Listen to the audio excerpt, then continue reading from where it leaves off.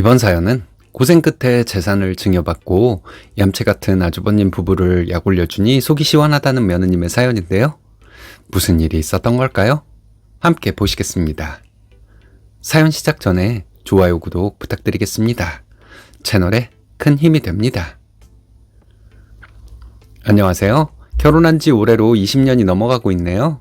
29살에 결혼해서 시어머님 모시고 아이 셋 잘 키우며 지금까지 잘 살고 있어요. 결혼해서 20년 넘게 살면서 겪은 저의 에피소드를 좀 펼쳐볼까 합니다. 요즘은 결혼을 늦게 하는 추세라 20대 후반이 늦은 나이는 아니지만 제가 결혼할 때만 해도 많이 늦은 편이었어요. 남편은 30이 넘은 노총각이었고요. 남편과 저는 지인의 소개로 만났는데 제가 본 남편은 너무 소박하고 순수한 사람이었어요. 저는 어린 시절부터 화목하지 못했던 집에서 자라서인지 남편의 그 모습이 너무 좋아 보였죠. 저와 남편은 만난 지 6개월 만에 결혼식을 올렸습니다. 남편에게는 형과 여동생이 한 명씩 있는데 형은 결혼 후 대도시에서 직장 생활을 하면서 살고 있었고 여동생은 시댁과 멀지 않은 곳에서 살면서 초등학교 교사로 재직 중이었는데 심해부 역시 중학교 교사였어요. 남편은 결혼 전에 작은 도시 변두리에 부모님과 함께 살고 있었는데 결혼을 하면서 저와 남편은 자연스럽게 시부모님 댁에 들어가서 살게 되었습니다. 저희가 결혼할 때 시아버님께서는 대장암 말기 수술 후 투병 중이셔서 많이 야위어 계셨어요. 시아버님은 본인이 투병 중인 걸 미안해 하시면서 함께 살아줘서 고맙다고 하시더라고요. 아버님은 인상이 너무 좋으시고 다정하신 분이셨어요. 저는 남편이 시아버님을 많이 닮았다는 걸 알게 되었죠. 결혼 후 시아버님은 급격히 상태가 나빠지셔서 병원에만 계셨습니다. 남편은 시내에 있는 작은 우체국에 근무하고 있어서 시어머니와 저는 집과 병원을 오가며 번갈아 시아버님 간호를 했습니다. 매일 아침 저녁에 따뜻한 수건으로 아버님 얼굴과 손발을 닦아드리면 아버님께서는 제 손을 꼭 잡으시면서 새 신부가 힘들어서 어떻게 하느냐고 고맙고 미안하다고 하셨어요. 그리고 같은 병실에 계신 환자분들에게 며느리 자랑을 그렇게 하셔서 가끔 민망할 때도 있었어요. 술에 빠져 주사만 부리시고 엄마가 새벽 잠도 못 자고 벌어온 돈으로 노름도 한 친정아버지와 너무 비교가 되었죠. 전 시아버님이 저희 친정아버지였다면 얼마나 좋았을까 하는 생각도 해본 적도 있답니다. 남편은 화목한 집안에서 자라나 큰 소리 나는 걸 들어본 적이 없다고 하더군요. 저희 집 분위기는 반대였는데 말이죠. 시아버님의 상태는 갈수록 나빠지셔서 어머님과 저는 대소변까지 받아내는 상황이 왔고 제가 결혼한 지 10달 만에 세상을 떠나셨습니다.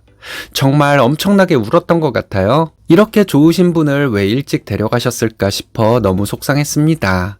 시아버님이 돌아가신 후 시어머님은 갑자기 저를 대하시는 모습이 많이 달라지셨어요.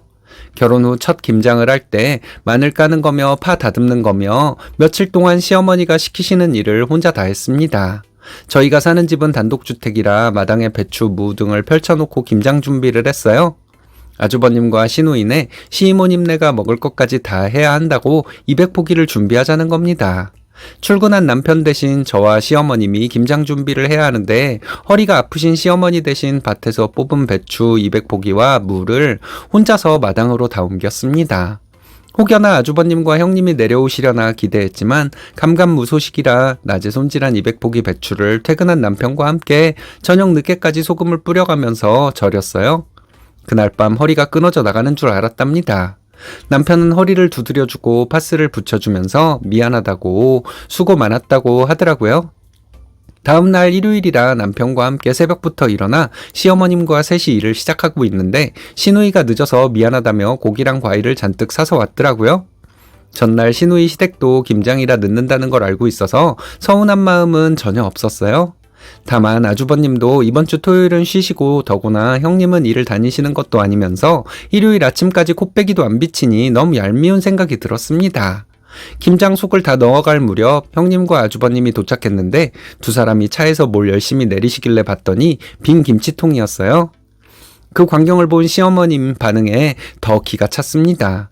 김치통을 많이 가져와야지 왜 이렇게 조금 가져왔냐고 하시면서 따로 비닐에 담아가라는 말씀을 하시는 겁니다. 옆에서 보고 있던 시누이가 늦게 온 사람은 조금만 가져가는 거라고 형님을 향해 한마디 했습니다. 아마도 큰오빠네가 얄미워서 그랬던 것 같은데 덕분에 조금 위로가 되긴 했어요. 그렇게 속을 다 넣은 김치를 시누이는 미안해하면서 조금만 챙겨가는데 형님은 가는 길에 친정도 가져다 준다면서 차 트렁크가 미어지게 김치통이랑 비닐에 담은 김치들을 싣고 가더라고요. 재주는 곰이 부리고 돈은 누가 받는다고 그 말이 딱 어울리는 상황이었던 것 같아요. 명절 때도 제가 전부 치고 나물 준비 다 해놓으면 아주버님과 형님은 저녁에 도착해서 다음날 차례 지내고 바로 형님네 친정으로 가기 바빴어요. 손이 많이 가는 깻잎전과 만두를 일부러 쏙쏙 골라 먹는 형님이 너무 얄미웠어요. 게다가 형님은 시댁에 들어온 선물들은 꼭 그렇게 싹쓸이하듯 가져가야 했는지 참 어이가 없었습니다. 형님과 아주버님은 항상 그런 식이었어요. 오후에 친척들도 오고 시누이네도 오면 그 많은 손님들 뒤치다거리는 오롯이 제 몫이 되는 겁니다. 힘들어서 제 방에서 조금 누워있을라 치면 시어머님은 손님 와 계신데 누워있으면 어떡하냐고 화를 내셨어요. 저 명절 새벽 3시에 일어나서 음식하고 화장실도 못 가고 종종거리며 일한 것이었는데도 말이죠. 기껏 음식해서 차려놨더니 이거 달라 저거 달라 하며 사람 식사도 끝까지 못하게 하고 말이죠. 그러니 제가 얼마나 힘이 들었겠어요. 처음 결혼해서 시아버님 병간호할 때는 고생한다고 살갑게 대해주시더니 이제는 그런 말씀도 전혀 없으시고 저한테 화를 내는 것은 어쩌면 당연시 되어버린 것 같았어요. 그렇게 저는 시어머님이 시키면 시키는 대로 하는 사람이 되어버렸나 봅니다. 제가 힘든 내색을 조금이라도 하면 하기 싫으면 하지 마라 고 대놓고 말씀을 하시는 겁니다. 그때 네 하고 집에 올 걸 그랬어요. 저도 참 미련했죠. 집안 행사 때마다 늦게 와서 일은 거의 하지 않고 얌체처럼 뭐든 챙겨가는 형님에겐 한마디도 안 하시면서 저에게만 잔소리하시는 시어머님이 야속했어요. 그래서 남편에게 처음으로 화를 냈더니 남편은 제 눈치만 보고 제 주변을 서성이면서 도와줄 거 없냐고 하니 이런 남편한테 화내서 뭐 하겠냐 싶어 그냥 참고 살았습니다. 어머님의 완강한 성격은 바뀔 리 만무했고 내가 참고 살아야지 하고 그렇게 5년, 10년, 15년 이렇게 세월이 흐르니 그런가 보다 하고 사라지더라고요. 가끔 들러서 저희 아이들 용돈도 많이 챙겨주고 저에게 고생 많다고 말해주는 시누이가 있어서 조금은 위로가 되었습니다. 시누이도 정 많은 남편과 시아버님을 많이 닮았어요. 하지만 아주버님은 경우를 모르는 시어머님을 꼭 빼닮았어요. 가끔씩은 병상에서 저를 쓰다듬어 주시던 시아버님의 손길이 그리울 때가 있답니다. 아버님이 살아계셨으면 얼마나 좋았을까 하는 생각도 하면서 시아버님이 불현듯 그리울 때가 있었어요. 그럴 때마다 속으로 사귀면서 살다 보니 사는 것이 그다지 즐겁다는 생각도 못하고 마음속엔 우울감이 차곡차곡 쌓여가고 있었던 것 같아요. 제 내면에 자리 잡고 있던 우울함이 골마 터져버린 날이 있었습니다. 어머님 생신날 시누이와 형님이 있는 앞에서 하루 종일 음식을 차린 저에게 시어머님은 가족들이 소갈비를 좋아하는데 눈치 없이 돼지갈비를 했다고 하시더니 가족이 오랜만에 모였는데 회라도 한 접시 사오지 그랬냐고 하시더니 살림하는 사람이 손이 이렇게 작아서 어떻게 하냐며 잔소리를 시작하는 겁니다. 형님은 일찍 오시지도 않아 혼자서 나름 열심히 차려놓은 밥상 앞에서 면박을 주시길래 한계에 다다른 저는 저도 모르게 소리를 질러버렸습니다. 그렇게 자식들 잘 먹이고 싶으시면 애지중지하시는 큰며느리 시키시든지 어머님께서 직접 차리시지 그러셨냐면서 제가 할 수 있는 건 이게 최선이니 더 이상 바라지 말라고 이젠 가족들 뒤치다꺼리하는 거 지긋지긋하다고 하고 싶은 말 참지 않고 다 뱉어버렸습니다. 옆에 있던 형님은 어딜 며느리가 버릇없이 시어머니에게 큰 소리를 치냐고 시어머님 편을 들더라고요. 그런데 듣고 있던 시누이가 형님에게 큰언니는 지금까지 한 게 뭐가 있냐고 하면서 둘째 언니가 아버지 간병하고 엄마 모시고 지금까지 고생하는데 큰언니 손으로 식사 한번 제대로 차려드린 적 없지 않느냐며 한마디 했습니다. 그리고 엄마도 지금까지 고생한 둘째 언니한테 고마운 줄 모르고 그러는 거 아니라고 화를 내며 제 편을 들어주는 겁니다. 남편도 시누이 말에 힘을 얻었는지 한몫 거들면서 형과 형수 보고 당장 집으로 올라가라고 큰 소리를 치더라고요. 저는 이 상황이 너무 싫고 모두가 다 꼴보기 싫어서 집을 나와버렸습니다. 동네 주변을 돌면서 몇 시간 배회하다 보니 별의별 생각이 다 들더라고요. 어릴 적 고생한 사람이 결혼해서도 고생한다고 하더니 딱 저를 두고 하는 말 같아서 서러움이 한없이 몰려왔습니다. 한참 서러움을 토해내고 나니 애들 걱정도 되고 해서 집으로 돌아왔는데 아주버님네는 가고 없고 시누이네는 아직 있더라고요. 시누이는 저를 보자마자 손을 잡아 이끌고는 안방으로 데려가더군요. 방에는 시어머님과 남편 그리고 시매부가 앉아 있었어요. 아무 말도 하고 싶지 않다고 했더니 어머님께서 풀이 죽은 목소리로 둘째야, 내가 정말 미안하다. 내가 너 귀한 줄 모르고 너무 함부로 대했다. 고 하시며 제 손을 잡으시는 겁니다. 그리고는 저희 부부에게 할 말이 있다고 하시더니 시아버님께서 돌아가시기 전에 저희에게 주라고 한 땅이 있다는 거예요. 저희는 집이랑 논만 조금 있는 걸로 알고 있었는데 시아버님께서 여유 있으실 때 매입해 놓으신 땅이라고 하네요. 그리고 시내에 월세 받는 상가가 하나 있었는데 애들 학원비 보태라며 매달 월세를 붙여주겠다고 하시는 겁니다. 시어머님은 시누이 부부에게 둘째 오빠에게 줘도 되냐고 물어보니 시누이는 아버지가 그렇게 하라고 하셨으면 당연히 그렇게 하는 것이 맞다고 시매부와 함께 괜찮다고 하셨어요. 대신 어머님은 형한테는 얘기하지 말고 부동산 명의 이전부터 서둘러 하자고 하셨어요. 남편은 아무리 그래도 형한테는 얘기를 해야 하는 거 아니냐고 하니 절대 말하지 말라고 하시면서 형은 결혼할 때 새 아파트 하나 마련해 준 것으로 충분하다고 하시더라고요. 지금 살고 있는 집이랑 논은 시아버님께서 이미 남편 앞으로 해놓은 상태이니 그 땅만 남편 앞으로 해놓으라고 하셨어요. 또 어머님은 저에게 그동안 당신이 잔소리가 많아도 군소리 한마디 없이 살아줘서 고맙고 앞으로도 집안의 모든 일을 이끌어가면서 살아줄 자식은 너희들이니 너희가 받는 것이 맞다고 하셨습니다. 그 말씀을 듣고 나니 시어머니에 대한 미움이 순식간에 사라지더라고요.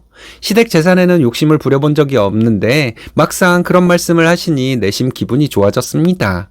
시누이가 저에게 말하더군요. 제가 화를 내고 뛰쳐나간 뒤에 남편이 형과 형수에게 입으로 뭐든지 때우려고 하지 말고 이제는 어머님을 모시고 가든지 형 퇴직하면 내려와서 어머님을 모시든지 하라고 소리쳤더니 형님이 원래부터 작은 서방님네가 모셨으니 끝까지 모시는 게 맞다고 하면서 도망치듯 아주버님이랑 가버렸다고 합니다. 그 모습을 본 시어머님이 단단히 마음을 고쳐먹으신 것 같다고 했습니다.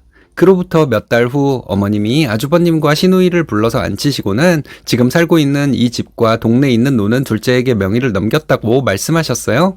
이미 알고 있던 시누이와 시매부는 당연한 듯 알겠다고 대답했는데 아주버님과 형님은 거품을 물고 말도 안 된다고 하시는 겁니다. 그걸 장남인 저한테 한마디 상의도 없이 엄마 마음대로 해버렸냐고 따지듯 물었습니다. 그러자 시어머니는 내 재산 내 마음대로 하겠다는데 네가 무슨 상관이냐면서 지금까지 둘째가 집안일이며 모든 일 처리를 다 해왔는데 앞으로도 그렇게 하려면 모든 재산을 둘째에게 주는 게 맞는 거다 하시면서 내 얘기는 다 끝났으니 그런 줄 알라 올라가라 고 했습니다. 형님은 소리를 지르면서 작은 서방님네가 지금껏 어머님 댁에 얹혀 살았는데 그 집이랑 논을 다 주는 건 말이 안 된다고 소송이라도 걸겠다고 난리였어요. 시어머니는 코웃음을 치시면서 그렇지 네가 드디어 본색을 드러내는구나 감히 신부모한테 소송이라는 말을 들먹여 하시면서 당장 올라가라고 재차 소리를 치셨습니다. 아주버님도 남편에게 네가 가만히 있는 엄마 꼬드겨서 이렇게 만든 거 아니냐고 난리 법석을 떨다 씩씩대며 올라가셨습니다. 시어머님이 많이 놀라셨을 것 같아서 괜찮으시냐고 물었더니 오히려 아무렇지도 않은 듯 신경 쓰지 말라고 하시면서 우리 지금까지 살아온 것처럼 아무 일 없었듯이 그렇게 살면 된다고 하셨어요. 그리고 명의 이전한 땅은 형에게 말하지 말고 팔아버리라고 하셨어요. 그 뒤로도 아주버님과 형님은 시어머님께 수시로 전화를 하셨지만 어머님은 꿈쩍도 하지 않으시고 난 할 말 다 했다고 하시면서 끊으시더라고요. 도저히 안 되겠는지 형님은 제게 전화를 하시더라고요. 저는 절대 기죽지 않고 말했죠. 형님은 지금까지 어머님 용돈을 제대로 한번 주신 적 있냐? 김장한다고 일찍 내려온 적이 있냐? 명절이라고 앉아서 돼지처럼 처먹을 줄만 알았지 국자 한번 잡아본 적이 있냐? 그리고 시댁에서 가져간 선물들 해마다 친정에 갖다 바치느라 욕보셨어요 라고 비꼬듯이 말해버렸어요. 그래도 본인이 맏며느리인데 유산 한 푼 못 받는 게 너무 억울하다는 거예요. 그렇게 억울하시면 시댁에서 주신 형님 댁 아파트 팔고 저희 집이랑 논 다 팔아서 똑같이 나누어 가지시면 되겠네요. 그렇게 할까요? 하고 쏘아붙였더니 안 되겠는지 그냥 끊어버리더라고요. 그 뒤로 전화도 없고 시댁도 내려오지 않네요. 이젠 정말 살 것 같습니다. 이럴 줄 알았으면 무조건 참지 말고 형님 놀고 먹으며 잔소리할 때 미친 척 소리 좀 지르고 힘들어서 못하겠다고 방에 가서 드러누울 걸 그랬나봐요. 어머님이 매달 상가에서 나오는 월세를 붙여주시는데 제법 쏠쏠하네요. 아이들 학원비와 교재비 내는데 보탬이 되니 마음도 편하네요. 가만히 있으면 가만히로 본다고 이제라도 할 말 다 하고 나니 10년 묵은 체증이 다 가라앉는 느낌이네요. 긴 글 읽어주셔서 감사합니다. 그동안 고생한 보람이 있네요. 그렇지 않은 경우도 간혹 있지만 착하게 살면 이렇게 복을 받나 봅니다. 장남이라고 권리만 주장하는 아주버님 부부는 꼴 좋게 되었네요. 쓰니님 가족이 앞으로 계속 복을 받을 거라 생각합니다.